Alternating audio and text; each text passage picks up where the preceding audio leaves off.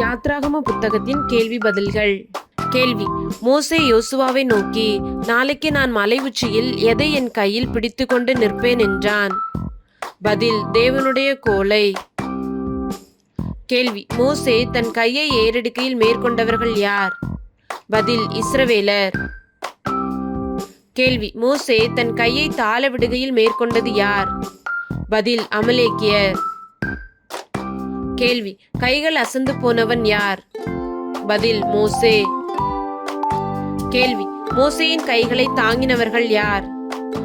பதில்: ஆரோனும் ஊரும். கேள்வி: மோசேயின் கைகள் எதுவரைக்கும் ஒரே நிலையாய் இருந்தது? பதில்: சூரியன் அஸ்தமிக்கும் வரைக்கும்.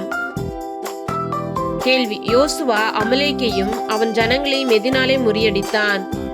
பதில்: பட்டய கருக்கினாலே முறியடித்தான். கேள்வி: கர்த்தர் மோசேயை நோக்கி, யாரை வானத்தின் கீழெங்கும் இராதபடிக்கு நாசம் பண்ணுவேன் என்றார்? பதில்: அமலேக்கை. கேள்வி: கர்த்தர் மோசேயை நோக்கி, அமலேக்கியரோடு நடந்த யுத்தத்தை நினைவு கூறும் பொருட்டு நீ ஒரு புத்தகத்தில் எழுதி யார் செவி கேட்கும்படி வாசி என்றார்? பதில்: யோசுவாவின் செவி கேட்க வாசி என்றார். கேள்வி: மோசே ஒரு பலிபீடத்தை கட்டி அதற்கு என்ன பெயரிட்டான்? பதில்: யெகோவா நிசி என்று பெயரிட்டான். கேள்வி: மோசே அமலேக்கியரின் கை யாருக்கு விரோதமாய் இருந்தபடியால் தலைமுறை தோறும் அவனுக்கு விரோதமாய் கர்த்தரின் யுத்தம் நடக்கும் என்றான்? பதில்: கர்த்தருடைய சிங்காசனத்துக்கு விரோதமாய். கேள்வி: தேவன் மோசேக்கும் தமது ஜனமாகிய இஸ்ரவேலுக்கும் செய்த யாவையும் கர்த்தர் இஸ்ரவேலை எகிப்திலிருந்து புறப்பட பண்ணினதையும் கேள்விப்பட்டது யார்? பதில்: மோசேயின் மாமனாகிய எத்திரோ. கேள்வி: மோசேயினால் திருப்பி அனுப்பிவிடப்பட்டிருந்தவர்கள் யார் யார்? பதில்: மோசேயின் மனைவியாகிய சிப்போராலும் அவனுடைய 2 குமாரரும். கேள்வி: என் பிதாவின் தேவன் எனக்கு துணை நின்று பார்வோனின் பட்டயத்துக்கு என்னை தப்புவித்தார் என்று சொல்லி பெயரிடப்பட்டவன் யார்? பதில்: எலியேசர். கேள்வி: எத்திரோ எந்த இடத்தில் வந்து, நானும் உம்முடைய மனைவியும் உம்முடைய குமாரரும் உம்மிடத்திற்கு வந்திருக்கிறோம் என்று மோசேக்கு சொல்லி அனுப்பினான்? பதில்: தேவ பர்வதத்தின் இடத்தில் வந்து கூறினான். கேள்வி: கர்த்தர் இஸ்ரவேலரை எகிப்தியரின் கைக்கு தப்புவித்து அவர்களுக்கு செய்த சகல நன்மைகளையும் குறித்து சந்தோஷப்பட்டவன் யார்? பதில்: எத்திரோ. கேள்வி: உங்களை எகிப்தியரின் கைக்கும் பார்வோனின் கைக்கும் தப்புவித்து எகிப்தியரின் கையின் கீழிருந்த ஜனத்தை விடுவித்த கர்த்தருக்கு ஸ்தோத்திரம் என்றது யார்? பதில்: எத்திரோ. கேள்வி: கர்த்தர் எல்லா தேவர்களை பார்க்கிலும் பெரியவர் என்றது யார்? பதில்: எத்திரோ. கேள்வி: மோசேயின் மாமனுடனே தேவ சமூகத்தில் போஜனம் பண்ணினவர்கள் யார்? பதில்: ஆரோனும் இஸ்ரவேல் மூப்பர் அனைவரும்.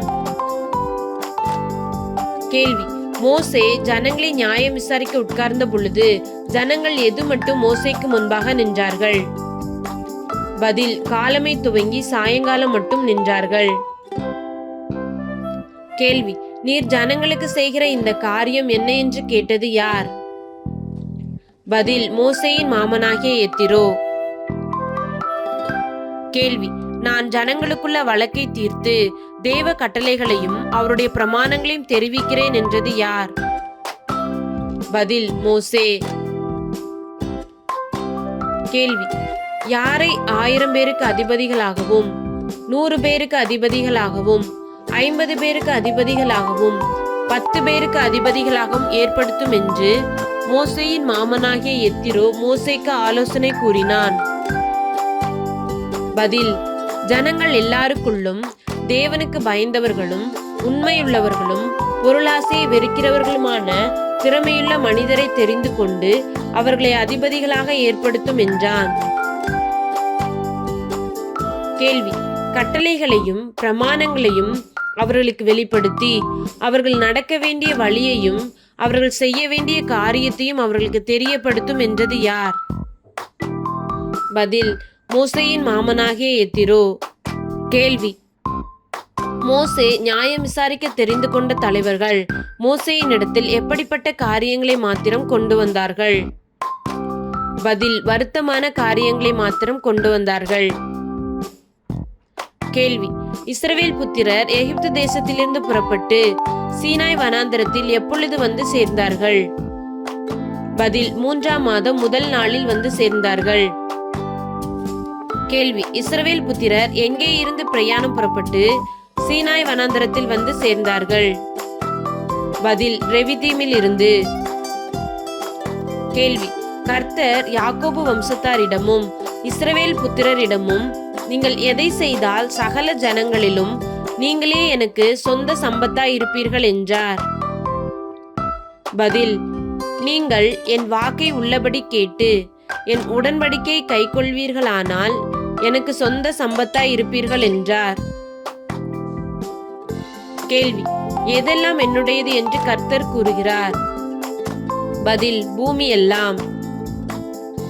கேள்வி: கர்த்தர் யாக்கோபு வம்சத்தாரிடமும் இஸ்ரவேல் புத்திரரிடமும், நீங்கள் எனக்கு யாராயிருப்பீர்கள் என்று அவர்களோடு சொல் என்று மோசேக்கு கர்த்தர் கட்டளையிட்டார். பதில்: ஆசாரிய ராஜ்யமும் பரிசுத்த ஜாதியுமாய் இருப்பீர்கள் என்றார். கேள்வி: கர்த்தர் மோசேயை நோக்கி, நான் உன்னோடே பேசும்போது ஜனங்கள் கேட்டு உன்னை என்றைக்கும் விசுவாசிக்கும்படி நான் எதில் உன்னிடத்திற்கு வருவேன் என்றார்? பதில்: கார்மேகத்தில். கேள்வி: கர்த்தர் மோசேயை நோக்கி, நீ ஜனங்களிடத்தில் போய் இன்றைக்கும் நாளைக்கும் அவர்களை என்ன செய் என்றார்? பதில்: பரிசுத்தப்படுத்து என்றார். கேள்வி: இஸ்ரவேல் ஜனங்கள் தங்கள் வஸ்திரங்களை தோய்த்து எத்தனாவது நாளைக்கு ஆயத்தப்பட்டிருக்க கடவர்கள் என்று கர்த்தர் கூறினார்? பதில்: 3ஆம் நாளைக்கு. கேள்வி: 3ஆம் நாளில் கர்த்தர் சகல ஜனங்களுக்கும் பிரத்யட்சமாக எங்கே இறங்குவார் என்று கர்த்தர் மோசேயிடம் கூறினார்? பதில்: சீனாய் மலையின் மேல். கேள்வி: ஜனங்கள் எல்லாரும் எப்பொழுது மலையின் அடிவாரத்தில் வர கடவர்கள் என்று கர்த்தர் மோசேயிடம் கூறினார்? பதில்: எக்காலம் நெடுந்தொனியாய் தொனிக்கையில் வர கடவர்கள் என்றார். கேள்வி: 3ஆம் நாள் விடியற் காலத்தில் எவைகள் எல்லாம் உண்டாயிற்று? பதில்: இடி முழக்கங்களும் மின்னல்களும் மலையின் மேல் கார்மேகமும் மகாபலத்த எக்கால சத்தமும் உண்டாயிற்று.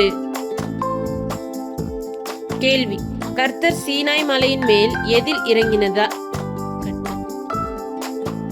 கேள்வி: கர்த்தர் சீனாய் மலையின் மேல் எதில் இறங்கினதினால் அது முழுவதும் புகைக்காடாய் இருந்தது? பதில்: அக்கினியில் இறங்கினதினால். கேள்வி: மோசேக்கு தேவன் எதினால் மறுமொழி கொடுத்தார்? பதில்: வாக்கினால்.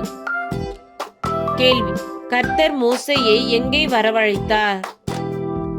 பதில்: மலையின் கொடுமுடியிலே. கேள்வி: கர்த்தர் மோசேயை நோக்கி, கர்த்தரின் சமூகத்தில் வருகிற யார் கர்த்தர் தங்களுக்குள்ளே சங்காரம் பண்ணாதபடி தங்களை பரிசுத்தப்படுத்திக் கொள்ள வேண்டும் என்றார்? பதில்: ஆசாரியர்கள்.